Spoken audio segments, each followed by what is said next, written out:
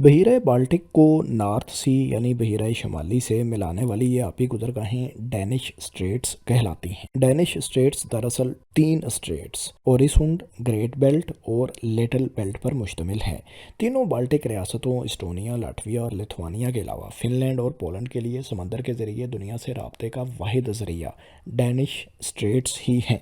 रूस, Germany, Sweden और Denmark जुज़वी तौर पर इन स्ट्रेट्स पर इन्हसार करते हैं।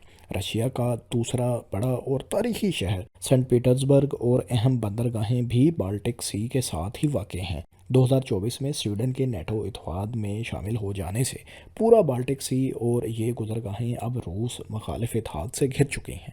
रूस समंदरी रास्ते से एक्सपोर्ट होने वाले अपने क्रूड ऑयल का 60% इसी रास्ते से शमाली यूरोपियन ममालिक और बाकी दुनिया को एक्सपोर्ट किया करता था, लेकिन यूक्रेन जंग शुरू हो जाने के बाद इसमें 50% कमी वाक़ हुई है।